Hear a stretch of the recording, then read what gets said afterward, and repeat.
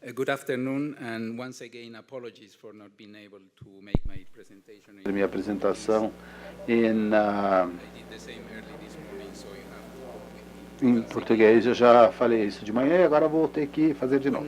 Então, quando nós falamos sobre carne, introduction made it very clear. a introdução fez uma coisa muito clara em relação ao estado do Paraná, em termos da sua parte do mercado. Então, para uma pessoa do comércio internacional, as barreiras são sobre medidas sanitárias e fitossanitárias.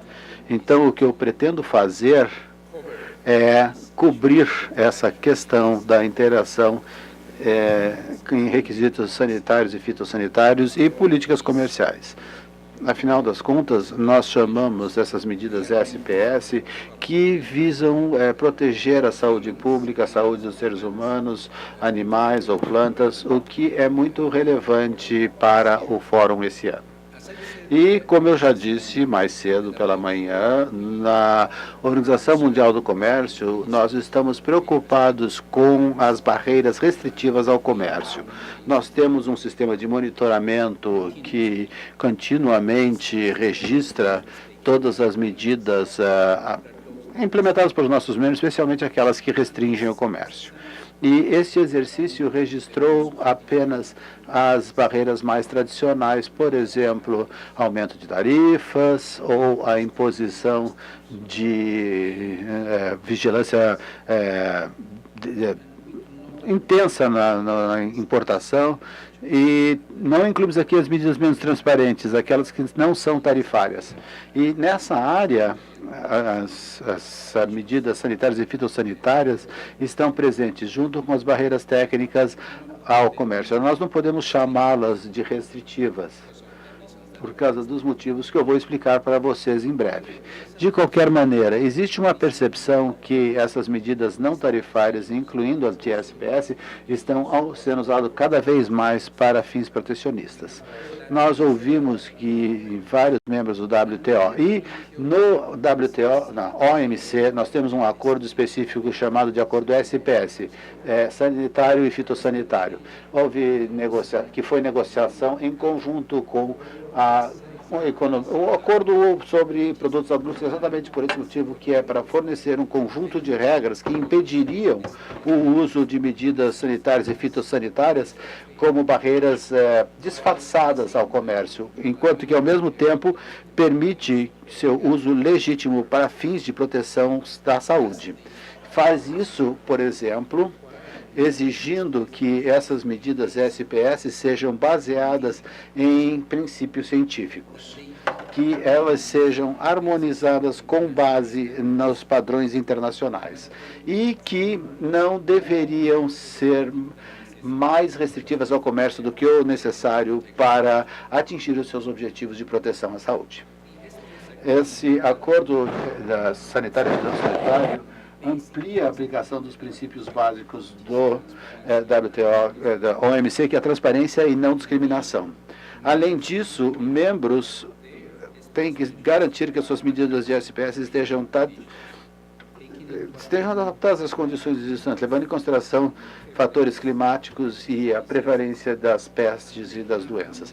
E eles têm uma obrigação de aceitar as medidas equivalentes aplicadas por outros membros se atingirem o mesmo nível de proteção à saúde.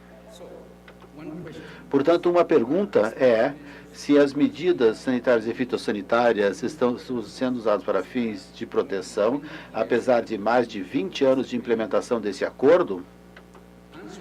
Responder essa pergunta é desafiador. É mais desafiador do que aparenta, assim, à primeira vista. Não há dúvida nenhuma que os membros da OMC estão adotando cada vez mais medidas sanitárias e fitossanitárias. E isto não é uma observação somente nos países desenvolvidos. Também nos países em desenvolvimento estão adotando cada vez mais. No OMC, todos os membros têm uma obrigação de notificar medidas novas ou aquelas que tenham sido alteradas. Essas que não são baseadas em normas internacionais.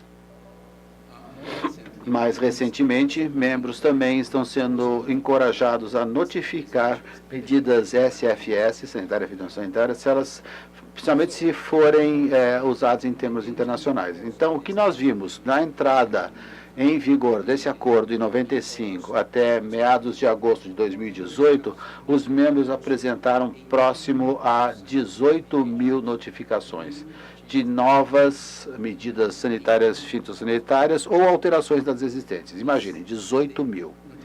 A notificação de medidas anualmente aumentou significativamente. E como eu já disse mais cedo, esta é uma observação que se aplica a todos os países. A pergunta é, esses números crescentes são necessariamente sintomáticos do crescente protecionismo? E este é a área desafiadora. Como membros do WTO, presume-se que hajam de boa fé.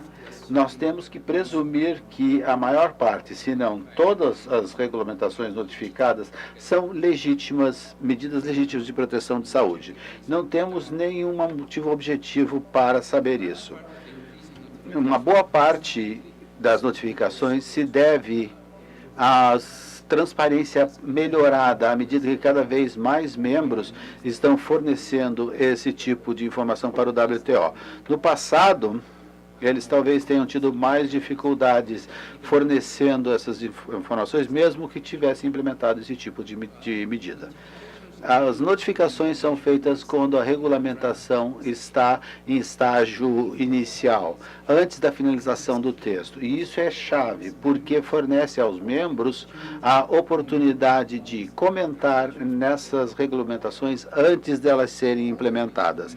Todos os membros da OMC têm o direito de fazer comentários na versão inicial que possa vir a afetar os seus interesses comerciais e de exportação. Algumas das regulamentações notificadas também visam facilitar o comércio, ou pelo menos isso é o que os governos dizem quando fornecem essa informação. Apesar de alguns membros usarem critérios diferentes para decidir quando a medida facilita ou não o comércio. Aí chega um outro elemento. Existem algumas medidas de sanitárias e fitossanitárias que podem parecer que estão indo além do necessário para fins de proteção da saúde. Mais uma vez, o acordo da OMC fornece a oportunidade para os membros tomarem ação nesses casos. A OMC tem um fórum onde os membros podem levantar suas preocupações em termos do comércio em função dessas medidas. E o membro que apresentar a notificação tem a obrigação de responder às perguntas dos países com preocupações. Como eu disse, desde o estabelecimento, até meados de agosto, foram 18 mil notificações SFS mencionadas para a OMC. Desse total, somente cerca de 450 foram sujeitas a preocupações específicas de comércio. Portanto, nós podemos inferir disso que a maioria das medidas sanitárias e fitossanitárias informadas para a OMC estão corretas, estão certas. Estão ali mesmo para proteger a saúde de seres humanos, plantas ou animais. E mesmo assim, essa minoria, que não é muito significativa, quando um ou mais membros tiveram dúvidas, existem provavelmente medidas muito mais problemáticas que os membros poderiam ter decidido implementar de forma unilateral ou como acordos bilaterais de comércio, mas parece que somente uma pequena fração de todas as medidas SFS criaram problemas que são considerados sérios o suficientes para discussão no comitê. E dessas 450 casos onde os membros levantaram preocupações, somente menos de 20 passaram pelo processo de resolução de disputa com relatórios ou acesso a painéis. ou seja, o membro leva uma medida SFS, essa pode trazer preocupações, perguntas, e se não ficarem satisfeitos com as respostas recebidas, eles podem usar o mecanismo da OMC para resolver essa disputa se acreditarem que o comércio deles foi afetado significativamente, e a OMC fornece esse mecanismo para endereçar essas disputas comerciais e ter regras do painel que precisam ser implementadas. Estando no Brasil, eu peguei alguns números para ilustrar essa situação. O Brasil é um participante muito ativo nas comissões SFS.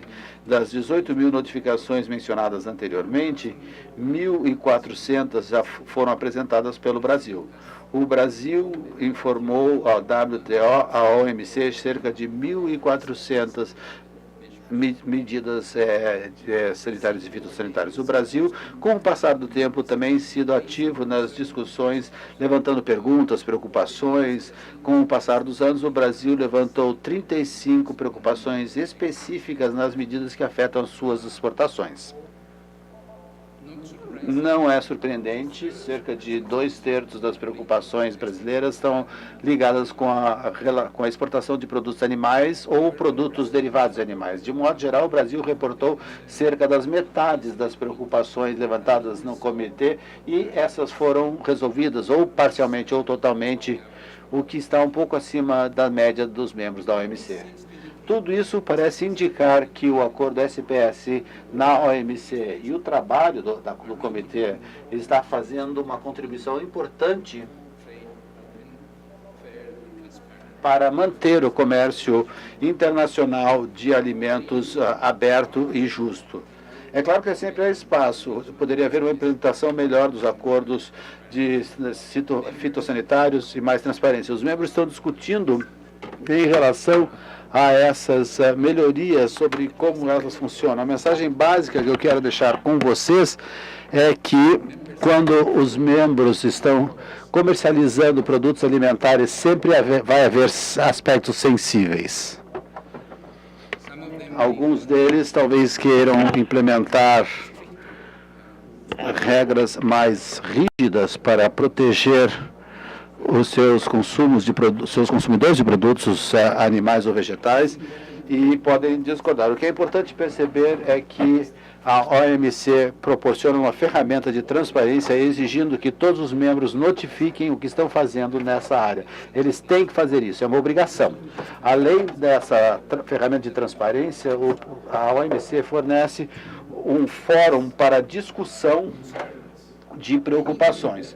Todo membro que tiver qualquer dúvida com relação à validade de uma emissão ou que esteja sendo afetado sobremaneira pela medida, que estiver usando quem estiver informando a medida tem que responder. Se isso não acontecer, o WTO também fornece uma rota mais legal através da resolução de disputas. A OMC está aí para ser usada pelos governos para defender seus interesses e, ao mesmo tempo, permitir que eles tenham a possibilidade de implementar medidas que sejam legítimas, em especial para proteger a saúde das plantas e animais dos consumidores. E essa é a mensagem que eu queria deixar com vocês, basicamente. A OMC existe e, como eu já disse hoje de manhã, nós estamos passando por um momento bastante crítico. É responsabilidade dos membros defender o sistema e também para o setor privado utilizar o sistema e utilizá-lo para resolver isso.